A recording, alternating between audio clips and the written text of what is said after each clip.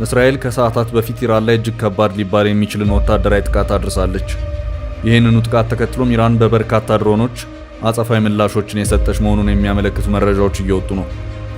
እስራኤል በኢራን ላይ ያደረሰችውን ወታደራዊ ጥቃት ተከትሎ ዓለም አቀፉ የነዳጅ ዋጋ ጭማሪ አሳይቷል። የእስራኤል ቴሄራን ጥቃት ብዙ እያስባለ ነው። ዓለም አቀፉ ማህበረሰብ እስራኤልን በአጥቂነት በግጭት ፈጣሪነት ሲወቅሱ፣ ትራምፕ ግን ለኢራን እሰይ በልሽ የሚል መልእክት ሰደዋል። ፕሬዝዳንቱ ድል ሰጥቼሽ ነበር አልተጠቀምሽበትም ነው ኢራንን ያሏት። ሆኖም ሰኞ ዕለት ለኔታንያሁ ደውለው ጥቃቱ እንዳይፈጸም ከመምከር ባለፈ ጮኸው አስጠንቅቀውት ነበር ተብሏል። ኔታንያሁ ትራምፕን አልሰማም ሲል ነው ጥቃቱን ያስፈጸመው። ታዲያ ትራምፕ ኔታንያሁን መቆጣጠርና ማስቆም ተስኗቸዋል ተብሏል። የኢትዮ ኤርትራ ድንበር ከዓመታት በኋላ መከፈቱ ተሰምቷል። ከ6 ዓመታት በላይ ተዘግቶ የቆየው የዛላምበሳ ድንበር ተከፍቷል። የዛላምበሳ ድንበር ሲከፈት ነዋሪዎች ሲገናኙና ደስታቸውን ሲገልጹ የሚያመለክተው ተንቀሳቃሽ ምስል በስፋት በመጋራት ላይ ይገኛል። የጦር ኃይሎች ጠቅላይ ኤታማዦር ሹም ፊልድ ማርሻል ብርሃኑ ለኤርትራው ፕሬዝዳንት ኢሳያስ አፈወርቂ ምላሽ ሰጥተዋል። ፊልድ ማርሻል ብርሃኑ የ20 ዓመታት ፍጥጫ ይቁም፣ ባህር ለሁላችንም ይሁን ሲሉ ተናግረዋል። ጋዜጠኛ ተስፋለም ወልደየስ በዛሬው ዕለት ከእስር ተፈቷል። እስከ ፍጻሜው አብራችሁን ቆዩ።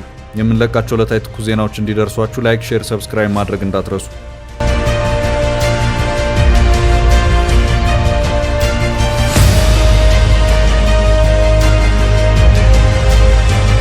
የኢራን አጸፋዊ መልስ የት ደረሰ?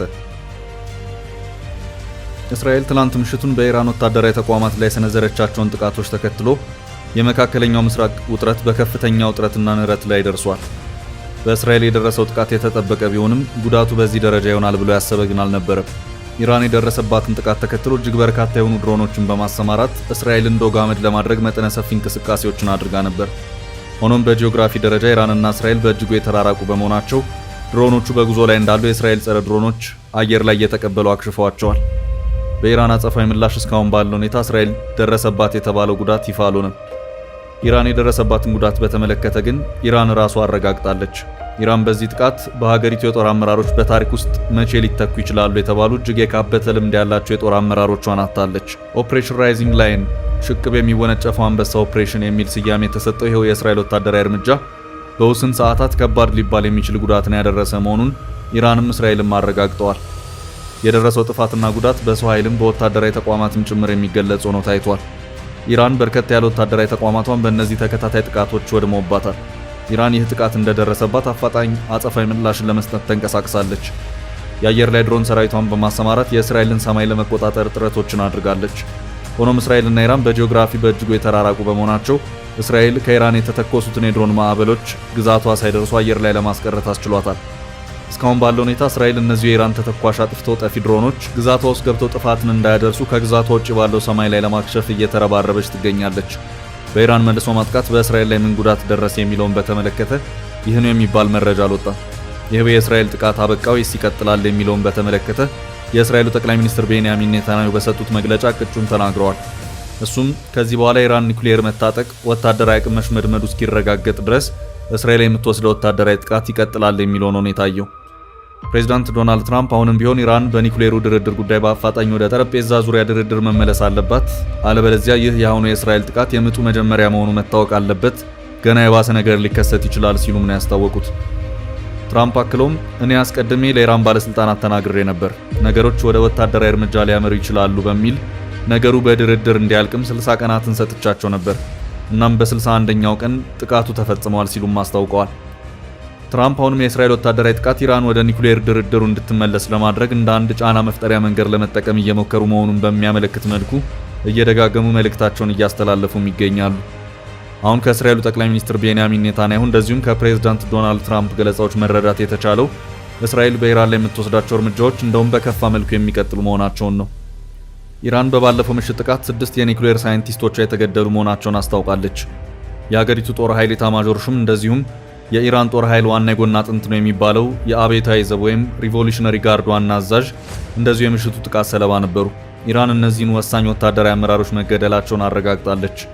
በዚሁ ጥቃትም የእስራኤል ጥቃት የኢራን የጦር ኃይሎች ኤታማዦር ሹም መሐመድ ባጌሪ፣ የአብዮታዊ ዘብ ወይም ሪቮሉሽነሪ ጋርዱ አዛዥ ሁሴን ሰላሚ፣ በአብዮታዊ ዘብ ከፍተኛ አመራር ጉላም አሊ ረሺድ እንደዚሁም የኒኩሌር ጠበብት ወይም የሀገሪቱ የአቶሚክ ኢነርጂ ድርጅት ኃላፊ የነበሩት ፍሬዱን አባሲ ሕይወታቸውን አጥተዋል። ኢራን እነዚህኑ ሰዎች ለሀገራቸው ክቡር መስዋዕትነትን የከፈሉ ብሔራዊ ጀግና ሰማዕታት ብላቸዋለች። ኢራን በእስራኤል ላይ አጸፋዊ ጥቃቶችን ልትሰነዝር ትችላለች በሚል የእስራኤል ኤርፖርቶች ተዘግተዋል፣ በረራዎች ተቋርጠዋል። ዜጎች በምድር ውስጥ መጠለያም በመግባት ራሳቸውን ከጥቃት እንዲከላከሉም ተነግሯቸዋል። የማስጠንቀቂያ ደወሎችን በተጠንቀቅ ላይ ናቸው። እስራኤላውያን በየሱፐርማርኬቶቹ በሸመታ ተጠምደዋል።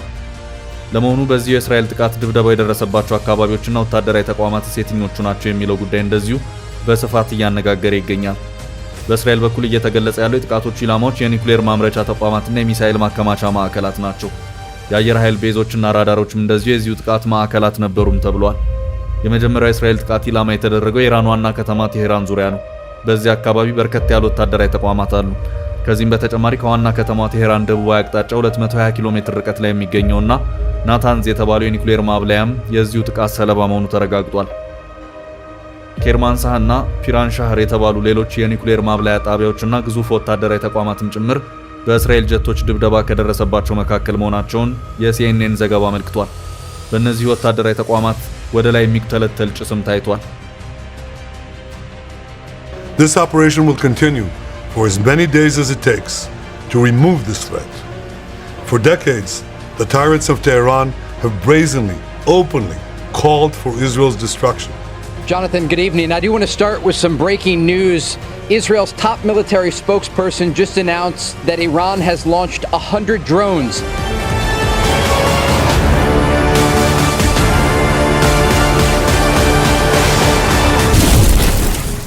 ይህ በእንዲህ እንዳለ ዓለም አቀፍ የነዳጅ ዋጋ ጨመረ። እስራኤል በኢራን ላይ የሰነዘረችውን ወታደራዊ ጥቃት ተከትሎ ዓለም አቀፍ የነዳጅ ድፍድፍ ዋጋ በከፍተኛ ደረጃ ጨመረ። እንደ ቢቢሲ ዘገባ ከሆነ ከጥቃቱ በፊት በበርሜል በአማካይ $74.57 ነበር። ሆኖም ጥቃቱን ተከትሎ ይህ አማካይ ዋጋ የ10 በመቶ ጭማሪ አሳይቷል። በአንዳንድ አካባቢዎች የነዳጅ ዋጋ እስከ 13 በመቶ ጭማሪ ያሳየበት ሁኔታ ታይቷል። በዓለም አቀፍ ደረጃ ተጽዕኖ ፈጣሪ የሚባሉ ጦርነቶች ሲከሰቱ በከፍተኛ ደረጃ ዋጋ ጭማሪ የሚያሳየው ነዳጅ ባለፈው የሩሲያ ዩክሬን ጦርነት ወቅት አንድ በርሜል ድፍድፍ ነዳጅ እስከ $100 ደርሶም ነበር። ከዚህ አንጻር ያሁኑ የነዳጅ ዋጋ ከፍ ማለት ያን ያህል ብዙም የተጋነነ አይደለም እየተባለም ይገኛል። በመካከለኛው ምስራቅ ኢራንን ጨምሮ በርካታ የአካባቢው ሀገራት ነዳጅ አምራች መሆናቸው ነው የነዳጁን ዋጋ ያናረው። የመረጃው ምንጭ የሆነው ቢቢሲ በዚሁ ዘገባው እንዳመለከተው ከሆነ የነዳጅ ዋጋ መጨመር አጠቃላይ ዓለም አቀፍ የዋጋ ንረትን ወይም ግሽበትን ሳይቀር ሊያስከትል ይችላል። በሌላ በኩል እስራኤል ለአሜሪካ የማትታዘዝ ሆናለች። ትራምፕ ኔታንያሁን ማስቆም አልቻሉም። የትላንት ምሽቱ የእስራኤል ቴሄራን ጥቃት ብዙ እያስባለ ነው። ዓለም አቀፍ ማህበረሰቡ እስራኤልን በአጥቂነት በግጭት ፈጣሪነት ሲወቅሱ አሜሪካ የተለየ አቋም ይዛለች። ትራምፕ ለኢራን እሰይ ይበልሽ የሚል መልእክት ሰደዋል። ፕሬዚዳንቱ እድል ሰጥቼሽ ነበር፣ እድልሽን አልተጠቀምሽበትም ሲሉ ነው ቴሄራንን የወቀሱት። ኢራን ስምምነቱን ካልፈረመች ገና መዓት ይዘንብባታል ሲሉ ትራምፕ በራሳቸው ማህበራዊ ሚዲያ ትሩዝ ሶሻል ጽፈዋል። ይህ የእስራኤል ጥቃት ጅማሮ ነው። እስራኤል በሚቀጥሉት ቀናት ከዚህ የባሰ ከባድ ጥቃት ትፈጽማለች ብለዋል ትራምፕ።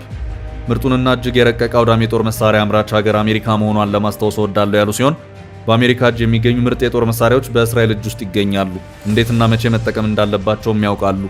ኢራን ከአሜሪካ ጋር የኒውክሌር ጣቢያ እንዳይኖራት ስምምነት ለመፈጸም ትክክለኛው ጊዜ አሁን ነው ብለዋል። ካልሆነ ግን የኢራን ኢምፓየር ታሪክ ሊሆን ይችላል ሲሉ አስፈራርተዋል። ትራምፕ ይህን ይበሉ እንጂ እስራኤል ኢራን ላይ ጥቃት መፈጸሟን አለመፈለጋቸው ነው እውነታው። ጥቃቱ ሲፈጸም በቶሎ እኛ የለንበትም ያሉ ሲሆን አሜሪካ አይሆንም እያለች እስራኤል በራሷ ገፍታ ጥቃቱን መፈጸሟን የተዘገበው። ዘጋርዲያን ባወጣው ዘገባ ትራምፕ ኔታንያሁን መቆጣጠርና ማስቆም ተስኗቸዋል ብለዋል። ኔታንያሁ አሜሪካ ፈቀደች አልፈቀደች ጥቃቱ እንዲካሄድ ትዕዛዝ መስጠታቸውን የተነገረው።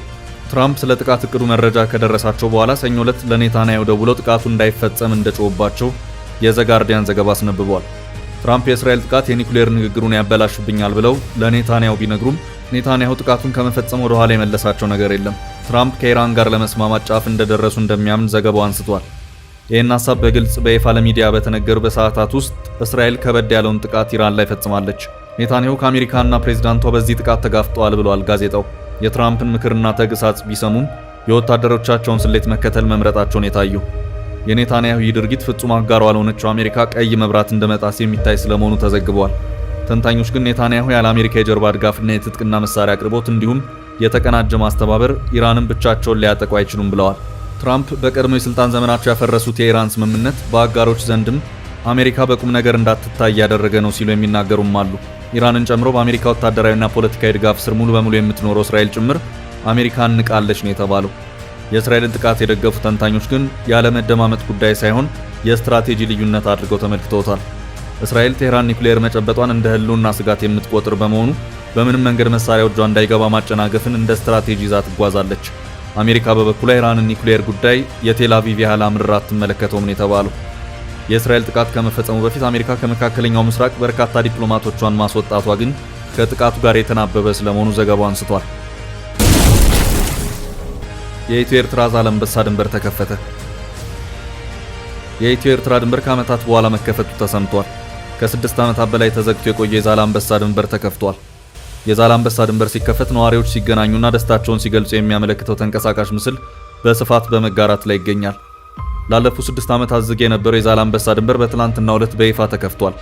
በድንበር ላይ የሚገኙትም የሁለቱ ሀገራት ነዋሪዎች በአካል ተገናኝተው ደስታቸውን ሲገልጹ ተስተውለዋል። የኢትዮጵያና የኤርትራ መንግስታት በደረሱ ስምምነት መሰረት ከ6 ዓመታት በፊት በ2011 ዓ.ም መስከረም ወር ላይ ድንበሩ በይፋ መከፈቱ ይታወሳል። በዚህም ኢትዮጵያና ኤርትራ ድንበሮቻቸውን ከፍተው የሁለቱም ሀገራት ዜጎች ለተለያዩ ተግባራት ድንበር አቋርጠው ሲመላለሱ ቆይተዋል።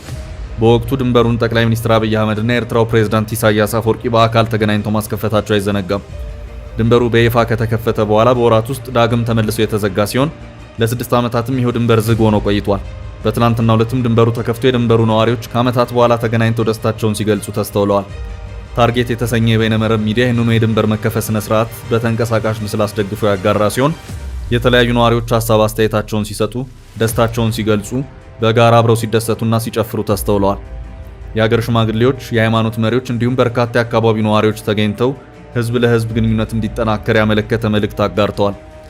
ለእርቅና ሰላም ቅድሚያ እንዲሰጡ የሃይማኖት መሪዎችና የሀገር ሽማግሌዎች ጠይቀዋል።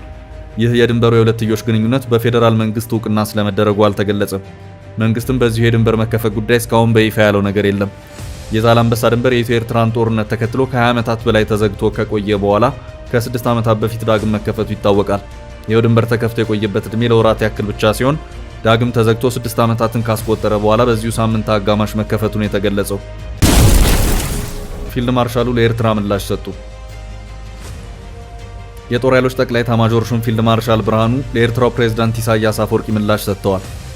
ፊልድ ማርሻል ብርሃኑ የ20 ዓመታት ፍጥጫ ይቁም፣ ባህር ለሁላችን ይሁን ሲሉ ተናግረዋል። ፊልድ ማርሻሉ በጣም ባልተለመደ መንገድ የኤርትራንና የኢትዮጵያን ግንኙነት ለመፍታት መንግስታችን ረጅም ርቀት ሄዷል፣ ግን አልተሳካም ሲሉ አመልክተዋል። ለ34 ዓመታት ኤርትራን እያስተዳደሩ ያሉት ፕሬዝዳንት ኢሳያስ አፈወርቂ ለ34ኛ ጊዜ ባደረጉት ንግግር ባህር በርን እንዲሁም ቀጠናዊ ጉዳዮችን አንስተው የሰነዘሩት ጠንካራ ትችት ሲያነጋግር መቆየቱ ይታወቃል። ከዓመታት በፊት ከነበረው የኢትዮጵያ ሁኔታ አንስቶ የጠቅላይ ሚኒስትር አብይ አህመድ የሚመሩት መንግስት ወደ ስልጣን መምጣት እስከ አምናው 33ኛው የነጻነት በዓላቸው በንግግራቸው አንስተዋል። ኢሳያስ ኢትዮጵያ የባህር በር ጉዳይን ዓለም አቀፍ አጀንዳ አድርጋ ማንሳቷ እንዳላስደሰታቸው አጽንኦት ሰጥተው ተናግረዋል። በወቅታዊ ጉዳዮች ማብራሪያ የሰጡት የጦር ኃይሎች ጠቅላይ ኤታማዦር ሹም ፊልድ ማርሻል ብርሃኑ ጁላ ኢትዮጵያ የባህር በር ለማግኘት የምታደርገውን ጥረት ለማሰናከል እየሞከሩ የሚገኙ ኃይሎች አሉ በማለት ተናግረዋል። ፊልድ ማርሻሉ ለህዝብ ተወካዮች ምክር ቤት የሰላምና የውጭ ጉዳዮች ቋሚ ኮሚቴ በሰጡት ማብራሪያ ላይ ነው ይህን የተናገሩት። ፊልድ ማርሻሉ ለመተባበር ብዙዎችን ጋብዘናል፣ ኤርትራን ሳይቀር ጋብዘናል፣ አብረን እንስራ ብለናል፣ ባህር ለሁላችን ይሁን ብለናል ሲሉ ተናግረዋል። የ20 ዓመት ፍጥጫ ይቁም ብሎ መንግስታችን የነበረውን ቁርሾ በመፍታት ወደ ልማት፣ ወደ ኢንቴግሬሽን፣ ወደ ጋራ ተጠቃሚነት፣ ወደ አብሮ መበልጸግ እንድንገባ ኤርትራውያንም የሚጠቀሙት ጥቅም ካለ ከኢትዮጵያ እንዲጠቀሙ ኢትዮጵያም ከኤርትራ እንድትጠቀም በጣም ሰፊ ስራ ተሰርቷል፣ ተለፍቷል ሲሉ ጠቅላይ ኤታማዦር ሹሙ አብራርተዋል። በጣም ባልተለመደ መንገድ የኤርትራንና የኢትዮጵያን ግንኙነት ለመፍታት መንግስታችን ረጅም ርቀት ሄዷል፣ ግን አልተሳካም ሲሉ የተናገሩት ፊልድ ማርሻል ብርሃኑ ጁላ አብረን እንጠቀም ነው እንጂ የባህር በር ይዤ እናንተን እንደፈለግኩ ላርጋቸው የሚል አስተሳሰብ ስላለ አይ እንደዛ ሳይሆን በጋራ ተጠቃሚነት በእኩልነት ነው። የሆነ ቁልፍ መሳሪያ ይዘ በቁልፍ መሳሪያ ይህን ሁሉ ማህበረሰብ ለማሽከርከር መሞከር ልክ አይደለም የሚል ነገር ሲመጣ አሁን ኩርፊያ መጥቷል፣ መወራጨትም አለ ሲሉ አጽንኦት ሰጥተዋል። የፌዴራል ጦር ኃይሎች ጠቅላይ ኤታማዦር ሹም ፊልድ ማርሻል ብርሃኑ ጁላ ስለ አፍሪካ ቀንድ ደህንነትና የኢትዮጵያን ሚና በማስመልከት በሰጡት አስተያየት ላይ የየብሱ ችግርም ወደ ባህር እንደሚዛመት አስታውቀው ኢትዮጵያ ችግሩን ለማረጋጋት የምታደርገው ጥረት ላይ እንቅፋት የሚሆኑ አካላት መኖራቸውን መግለጻቸው ይታወሳል። በመጨረሻም ጋዜጠኛ ተስፋለም ከእስር ተፈታ። ጋዜጠኛ ተስፋለም ወልደየስ በዛሬው ዕለት ከእስር ተፈቷል። የኢትዮጵያ ኢንሳይደር የበይነመረብ ሚዲያ መስራችና ዋና አዘጋጅ ጋዜጠኛ ተስፋለም ወልደየስ ከእስር መፈታቱን ጠበቃ አቶ ቤተማርያም አለማየሁን ዋቢ በማድረግ ቢቢሲ ዘግቧል። ጋዜጠኛው ከእስር ቤት መውጣቱን በተመለከተ የኢትዮጵያ ኢንሳይደር በይፋዊ መግለጫ ማረጋገጫ ሰጥቷል። ጋዜጠኛ ተስፋለም ወልደየስ ሐሰተኛ መረጃ ማሰራጨት በሚል ተጠርጥሮ እሁድ ሰኔ 1 ቀን 2017 ዓ.ም ነበር በጸጥታ ኃይሎች በቁጥጥር ስር የዋለው። ባለፈው ማክሰኞ ሰኔ 3 2017 ዓ.ም የአዲስ አበባ ከተማ የቂርቆስ ምድብ ችሎት በ15000 ብር የገንዘብ ዋስትና ከእስር እንዲፈታ ወስኖ ነበር። ሆኖም ፖሊስ ለአዲስ አበባ ይግባኝ ሰሚ ችሎት አቤቱታ በማቅረቡ ሳይፈታ ቀርቷል።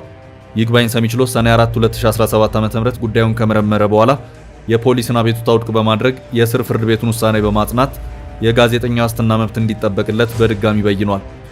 የአዲስ አበባ ከተማ ሰበር ሰሚ ችሎት ትላንት ሐሙስ ሰኔ 5 ቀን 2017 ዓ.ም የእስር ፍርድ ቤቶች የጋዜጠኛውን የዋስትና መብት መጠበቃቸውን መሰረታዊ ሕግ ጥሰት ያልተፈጸመበትና ሕግን የተከተለ ሆኖ ስላገኘ ነው የእስር ፍርድ ቤቶች የሰጡትን ውሳኔ አጽንቷል። ይሁንና ጋዜጠኛው ትላንት ሳይፈታ በእስር ቤት አድሯል። ጋዜጠኛው ከእስር እንዲለቀቅ የሙያ ማህበራት፣ ሲቪክ ድርጅቶች፣ ዓለም አቀፍ ተቋማት፣ ግለሰቦችና ጉዳዩ ያገባናል የሚሉ ሁሉ ሲወተውቱ ቆይተዋል። አምነስቲ ከትላንት በስቲያ ባወጣው መግለጫ የተስፋ ዓለምን እስር አውግዞ የኢትዮጵያ ባለስልጣናት ያለምንም ቅድመ ሁኔታ በአስቸኳይ እንዲፈቱ ጠይቆ ነበር። የኢትዮጵያ መገናኛ ብዙሃን ባለሙያዎች ማህበር በበኩሉ ትላንት ሐሙስ ባወጣው መግለጫ ጋዜጠኛው የዋስ መብቱ ተጠብቆለት ከእስር እንዲለቀቅ መጠየቁ ይታወሳል። ተስፋ ዓለም ወልደየስ ከጋዜጠኝነት ስራው ጋር በተያያዘ ለእስር ሲዳረግ ይህ የመጀመሪያው አይደለም። ከ3 ዓመት በፊት መስከረም 22 2014 ዓ.ም በፖሊስ ታስሮ ከ3 ቀናት በኋላ ተፈቷል። ከዚህም በተጨማሪ ከዓመታት በፊት ከዞን 9 ጦማሪዎች ጋር ለረጅም ጊዜ ታስሯል። ተስፋ ዓለም ከእስር ከወጣ በኋላ በኬንያና በኡጋንዳ ውስጥ በስደት በቆየባቸው ጊዜያት ኢትዮጵያንና የአካባቢውን ሀገራት የሚመለከቱ ዜናና የተለያዩ ፊቸሮች የሚቀርቡበት ሀበሻዊ ቃና የተሰኘ ጋዜጣ መስርቶ ነበር። ተስፋ ዓለም በሀገር ውስጥ በሰብሳሃራን ኢንፎርመር፣ አዲስ ፎርቹን እና በአዲስ ነገር ጋዜጦች ላይ የሰራ ሲሆን ወደ ጀርመን በመሄድ የጀርመን ድምፅ የአማርኛው ክፍል ውስጥ ሲሰራ ነበር። ጋዜጠኛ ተስፋ ዓለም 3 ጊዜ በዋስ ከእስር እንዲፈታ በፍርድ ቤቶች ቢወሰንም ፖሊስ ከእስር አልፈታውም ነበር። ዛሬ አርብ ከእስር ተፈቷል።